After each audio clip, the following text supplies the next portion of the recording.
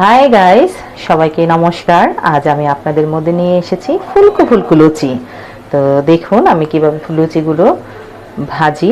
তো দেখুন এখানে ফ্রাই প্যান আছে, ফ্রাই প্যানের মধ্যে আমি সাদা তেল দিয়ে দিয়েছি।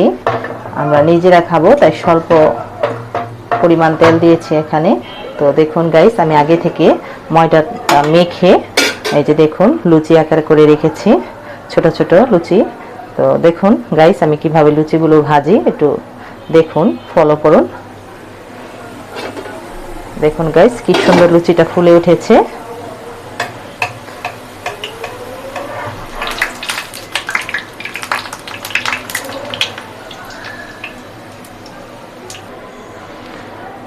গাইস দেখুন আমি আরেকটা দিয়ে দিলাম।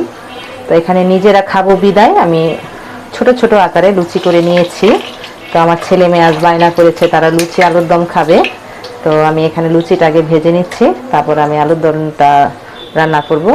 তো আপনারা আমার সাথে থাকবেন।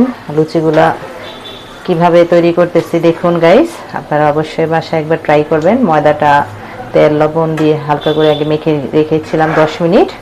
তারপর আমি ছোট ছোট লুচি আকার করে বেলে নিয়ে দেখুন গাইস আমার লুচিটা কি সুন্দর কমপ্লিট, খুব তাড়াতাড়ি হয়ে গেছে।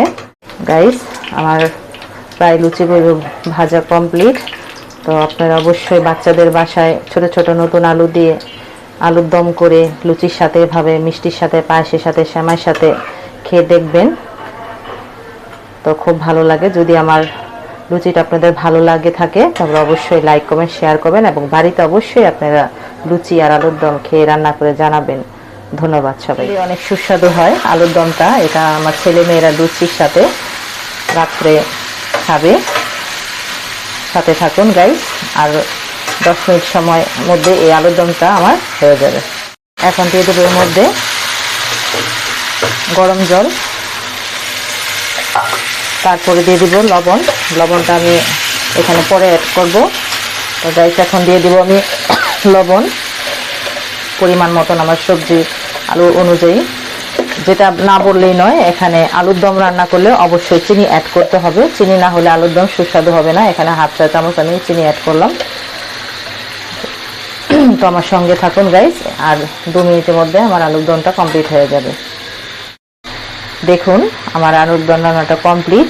এখন নামানোর আগে আমি জিরে ধনিয়া ও শুকনো মরিচ একসাথে বেটে রেখেছিলাম, এখন দিয়ে দেব। দেখুন গাইস আলুর দমের কালারটা কি সুন্দর এসেছে, খেতে না জানি কতটা সুস্বাদু হয়। আপনারা অবশ্যই বাড়িতে একবার ট্রাই করে দেখবেন। এভাবে যদি রান্নাটা আপনাদের ভালো লেগে থাকে স্বল্প কিছু উপকরণ দিয়ে, তাহলে অবশ্যই আমার এই চ্যানেলে লাইক কমেন্ট শেয়ার করবেন এবং আমাকে কমেন্টসে জানাবেন যে কীরকম লেগেছিল আপনাদের এই রান্নাটা বাসায় তৈরি করে। ধন্যবাদ সবাইকে।